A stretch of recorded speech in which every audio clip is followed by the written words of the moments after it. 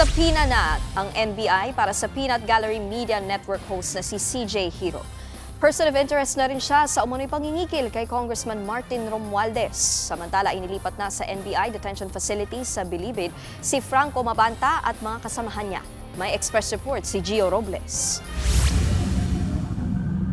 Isinakay sa van na ito ang Peanut Media Gallery Network founder na si Franco Mabanta at 4 na iba pa papunta sa NBI detention facility sa Muntinlupa. Nahaharap ang grupo sa reklamong robbery extortion matapos maaresto sa entrapment operation ng NBI sa Pasig. Dahil yan sa umano'y pangingikil para hindi raw niya ikanta ang umano'y katiwalian ni dating House Speaker Martin Romualdez.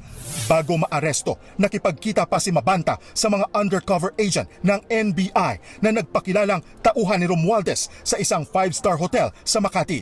Tumanggi si Mabanta noong una na kunin ang kunwaring paunang bayad ng dating House Speaker.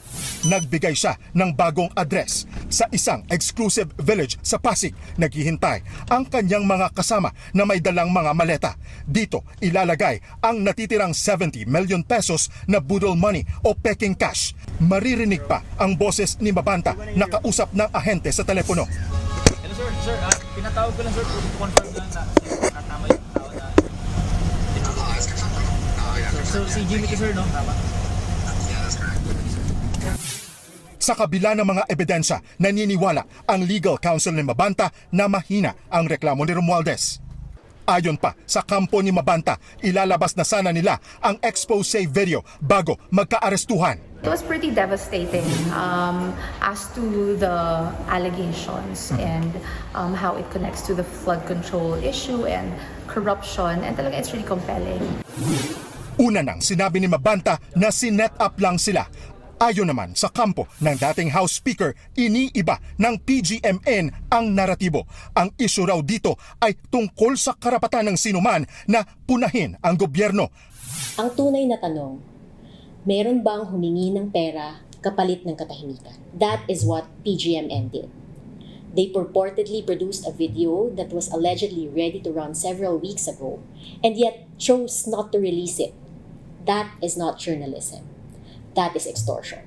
Samantala, kinumpirma naman ng NBI na itinuturing din na person of interest ang PGMN anchor at host na si CJ Hiro. Katunayan, may sabina na raw para kay Hiro. Pumalag naman dyan ang abogado ni Mabanta. That's something I really want to clarify. No? CJ Hiro is not one of the respondents. I don't understand this narrative that's floating around. I think it's based on a fake news. Nagbabalita mula sa Frontline, Gio Robles, News 5. Mga kapatid, Nikki de Guzman po. Para sa pasada ng mga rumaratsyadang balita, mag-follow at mag-subscribe na sa social media pages ng News 5.